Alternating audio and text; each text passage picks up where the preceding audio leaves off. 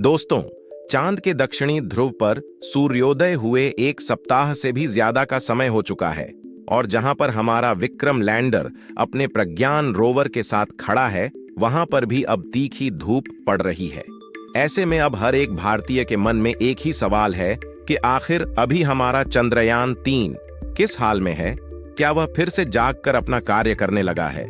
दोस्तों, इसरो ने इस वक्त एक बहुत बड़ा खुलासा किया है, जिसे सुनकर दुनिया की सारी स्पेस एजेंसी हैरानी में पड़ गए हैं। आखिर क्या है वह हैरान कर देने वाली बात जिसे इसरो ने कहा है?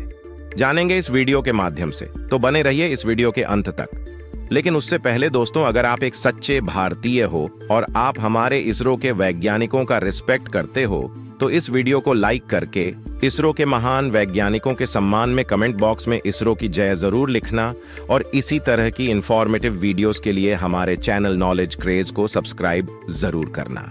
दोस्तों, चंद्रयान 3 पर इसरो ने बड़ी खुशखबरी दी है। जी हां दोस्तों, इसरो ने अभी बताया कि चंद्रयान 3 पर भेजा गया एक पेलोड अब भी सही तरीके से काम कर रहा है और इसरो को यह पेलोड डेटा भी भेज रहा है। चंद्रयान 3 के ऑर्बिटर में लगा पेलोड शेप यानी कि स्पेक्ट्रोपोलैरिमेट्री ऑफ हैबिटेबल प्लैनेट इसरो के संपर्क में है और वह काफी डेटा इसरो को भेज चुका है। इसके अलावा अभी यह लंबे समय तक काम करता रहेगा। शेप पेलोड के द्वारा दी गई जानकारी एक्सोप्लैनेट्स के अध्ययन करने में मददगार साबित होगी। एक्सोप्लैनेट ऐसे ग्रह होते हैं जो कि हमारे सौर मंडल का हिस्सा नहीं है, लेकिन वे किसी अन्य तारे का चक्कर लगाते हैं। वे किसी और गैलेक्सी के भी हो सकते हैं। आपको बता दें कि एक्सोप्लैनेट्स पर इस समय काफी अध्ययन किया जा रहा है। ब्रह्मांड में पृथ्वी के अलावा जीवन की खोज करने में नासा समेत कई एजेंसियां लगी हुई हैं। नासा के मुताबिक अब तक 5000 से भी ज्यादा एक्सोप्लैनेट्स की पहचान की जा चुकी है। दोस्तों, चंद्रयान 3 के ऑर्बिटर का पहला उद्देश्य तो लैंडर विक्रम को ले जाकर चांद पर सफल सॉफ्ट लैंडिंग कराना था, जिसमें वह 100% कामयाब हो गया। हालांकि इसका पूरा फायदा उठाने के लिए इसमें एक पेलोड शेप भी लगाया गया था। इसरो का कहना है कि जीवन की खोज के लिए यह पेलोड बहुत सहयोग करेगा। इससे ग्रहों की हैबिटेबिलिटी का अध्ययन किया जा सकेगा। चंद्रयान 3 के ऑर्बिटर को सिर्फ 6 महीने के लिए प्लान किया गया था, लेकिन इसमें काफी फ्यूल बचा है। ऐसे में यह 1 साल से भी ज्यादा समय तक काम करता रहेगा। लेकिन दोस्तों, इतने दिनों के बाद भी इसरो की ओर से हमें इस बात की कोई जानकारी नहीं मिल रही है कि आखिर हमारा चंद्रयान 3 का विक्रम लैंडर और प्रज्ञान रोवर अभी किस हाल में है। क्या अब विक्रम लैंडर फिर से कभी नहीं जगाने वाला है? ऐसे कई सवाल हैं जो आम लोगों के मन में पैदा हो रहे हैं। लेकिन मैं आपको बता दूं कि अभी यह पूरी तरह से पक्का नहीं हुआ है कि हमारा चंद्रयान 3 अब कभी नहीं जागने वाला, बल्कि अभी भी इस बात की पूरी संभावना है कि हमारे विक्रम और प्रज्ञान के कंप्यूटर फिर से चालू हो जाएंगे। लेकिन आखिर कब तक? दोस्तों, चंद्रमा का दक्षिणी ध्रुव बहुत ही ज्यादा रहस्यों से घिरा हुआ है और इसी वजह से आज तक भारत के अलावा दुनिया का कोई भी देश वहां पर अपना अंतरिक्ष यान नहीं भेज पाया। चंद्रमा के दक्षिणी ध्रुव पर सूर्य की काफी कम रोशनी पड़ती है और जब वहां पर रात का समय होता है तो तापमान करीबन -200 डिग्री सेल्सियस से भी नीचे गिर जाता है। ऐसे में चांद का वह हिस्सा आज भी विज्ञान को चुनौती दे रहा है। भारत द्वारा दूसरे ही प्रयास में चांद के दक्षिणी ध्रुव पर सॉफ्ट लैंडिंग करना कोई छोटी मोटी बात नहीं है और अपनी इसी सफलता की वजह से आज इसरो दुनिया की बेस्ट स्पेस एजेंसी में से एक है। और जहां तक बात है चंद्रयान 3 की, तो इसरो ने पहले ही उसके मिशन की अवधि 15 दिनों की तय करती थी। ऐसे में अब इसरो का मिशन चंद्रयान 3 पूरी तरह से सफल मिशन है, चाहे वह फिर से ऑन हो या नहीं। लेकिन अगर अब भी चंद्रयान 3 मिशन फिर से काम करना शुरू कर देता है तो इसरो और कई ऐसी रहस्यों की जानकारी निकाल सकता है जो वैज्ञानिकों को चांद को समझने में और ज्यादा मदद करेगी। लेकिन दोस्तों, इस वक्त हर कोई इसी इंतजार में है कि आखिर कब फिर से हमारा चंद्रयान 3 काम करना शुरू करेगा, या फिर चांद की उस भयानक दुनिया की उस खून जमा देने वाली ठंड में हमारे विक्रम और प्रज्ञान भी कहीं जम ना गए हों।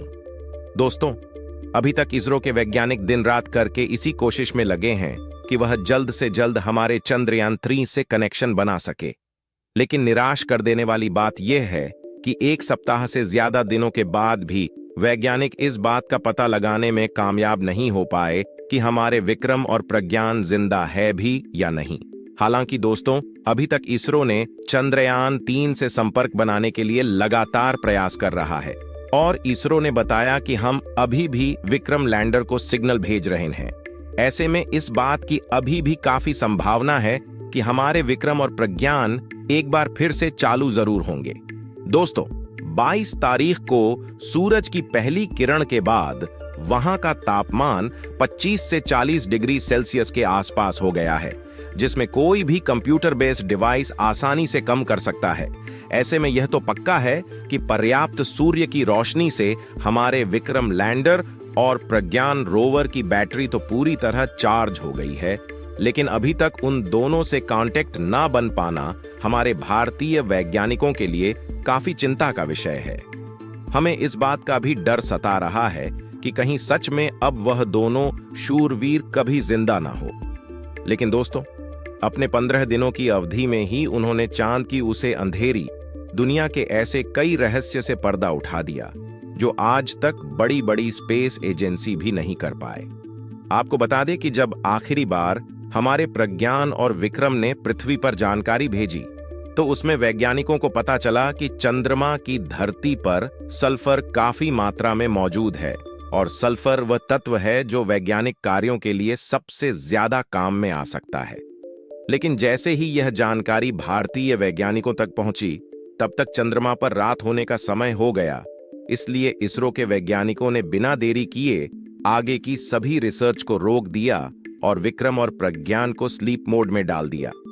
हालांकि दोस्तों, जब चंद्रयान-3 को जब धरती से लॉन्च किया गया तो इसकी मिशन अवधि मात्र 15 दिनों की ही तय की गई थी, क्योंकि वैज्ञानिकों का मानना था कि वह 15 दिनों के अंदर चंद्रमा की सतह से महत्वपूर्ण जानकारी निकाल लेंगे और प्रज्ञान रोवर के अंदर कुछ ही सेंसर लगे थे जो ज्यादा खोज को अंजाम नहीं दे पाएंगे।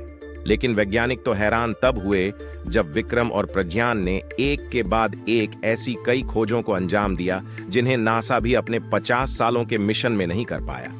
अब अगर हमारा चंद्रयान-3 फिर से जिंदा नहीं भी होता है तो भी इसका मून एक्सप्लोरेशन में योगदान बहुत ज्यादा होने वाला है। इसके आगे की खोज भी बहुत जल्द हमारे वैज्ञानिक चंद्रयान-4 के माध्यम से अंजाम जरूर देंगे। दोस्तों, बेहद कम तापमान की वजह से इस बात के भी ज्यादा चांस है कि उन दोनों की बैटरी या इलेक्ट्रॉनिक कंपोनेंट में कोई खराबी आ गई हो। लेकिन हमारे वैज्ञानिकों का कहना है कि उन्होंने इसकी बैटरी में काफी ज्यादा एडवांस टेक्नोलॉजी का इस्तेमाल किया है, जिससे वह इतनी आसानी से खराब नहीं होने वाली। लेकिन -200 डिग्री से भी कम तापमान को सहना इतना भी आसान नहीं है। अगर हमारे प्रज्ञान रोवर और विक्रम लैंडर की बैटरी सही सलामत रहती है तो यह एक बार फिर से चांद पर रिसर्च करना शुरू कर देगा और इस बार वहां पर हाइड्रोजन गैस की तलाश की जाएगी, जो कि पानी और रॉकेट फ्यूल का मुख्य तत्व है। दोस्तों, इस वक्त जो तस्वीर आप लोग अपने स्क्रीन पर देख रहे हैं, यह तस्वीर विक्रम लैंडर की है, जिसे हमारे प्रज्ञान रोवर ने अपने हाई रेजोल्यूशन कैमरा द्वारा कैप्चर किया है। आपको बता दें कि यह तस्वीर उस समय की है जब चांद पर रात होने वाली थी और रोवर वापस लैंडर के पास जा रहा था। इसमें आप देख रहे हैं कि चांद की सतह पर अंधेरा होने के बावजूद कितनी चमकदार दिखाई दे रही है। जिस समय चंद्रयान का प्रज्ञान रोवर चांद पर रिसर्च कर रहा था तो उस वक्त चांद का तापमान 20 से 50 डिग्री सेल्सियस के बीच था। ऐसी कंडीशन में रोवर को जितना समय मिल पाया उसने कई सारे तत्वों की खोज की और वहां के तापमान की जानकारी को वैज्ञानिकों तक भेजा और साथ ही वहां के प्लाज्मा रेडिएशन के बारे में भी स्टडी करके विक्रम लैंडर को जानकारी दी। लेकिन दोस्तों, इस वक्त सभी की निगाहें टिकी हैं तो सिर्फ इस पर कि कब इसरो के वैज्ञानिक ये कहे कि हमने विक्रम से अपना कनेक्शन बना लिया है। दोस्तों, ऐसे तो हमें अपने भारतीय वैज्ञानिकों की काबिलियत पर पूरा विश्वास है कि वह किसी भी तरह से एक बार फिर से विक्रम लैंडर और प्रज्ञान रोवर से अपना संपर्क बना लेंगे। लेकिन जब बात -200 डिग्री सेल्सियस तापमान की होती है तो अभी भी हमारे दांत कांपने लगते हैं। ऐसे में वैज्ञानिकों में इस बात का डर भी छाया हुआ है कि कहीं इस खतरनाक ठंड में प्रज्ञान रोवर का कंप्यूटर सिस्टम फेल ना हो गया हो, क्योंकि दोस्तों -200 डिग्री सेल्सियस डिग्री तापमान के बाद कंप्यूटर में लगी चिप्स में भी दरारें पड़ने लगती हैं। ऐसे में हमें इस बात की कोई जानकारी नहीं है कि हमारा प्रज्ञान रोवर फिर से जिंदा होगा या नहीं, लेकिन इस बात पर हमें पूरा यकीन है, इसरो के वैज्ञानिक तब तक हार नहीं मानेंगे जब तक उन्हें विक्रम और प्रज्ञान का कोई सबूत नहीं मिल जाता है, क्योंकि उन्होंने चंद्रयान 2 को भी ढूंढने के लिए 2 महीने तक लगातार मेहनत की थी। तो दोस्तों, आशा करते हैं कि हम एक बार फिर से चंद्रयान से संपर्क बनाने में जरूर कामयाब होंगे। लेकिन उसने आज तक जो भी रिसर्च की वह भी हमारे लिए बेहद मूल्यवान है। अब आप कमेंट बॉक्स में चंद्रयान 3 के इस छोटे से जीवन काल का शुक्रिया जरूर अदा करना, जिसने हमें चंद्रमा को नजदीक से दिखाया। और ऐसे ही अंतरिक्ष जगत से जुड़े रोचक वीडियोस देखने के लिए हमारे चैनल नॉलेज क्रेज को सब्सक्राइब जरूर करना। आपसे बहुत जल्द मिलेंगे एक नए वीडियो के साथ। दोस्तों, इंटरनेशनल स्पेस स्टेशन धरती के लिए कैसे एक बड़ा खतरा बन गया, ये जानने के लिए राइट वाले वीडियो को देखें और हमारे लेटेस्ट वीडियो के लिए लेफ्ट वाले वीडियो पर क्लिक करें। वीडियो को अंत तक देखने के लिए धन्यवाद।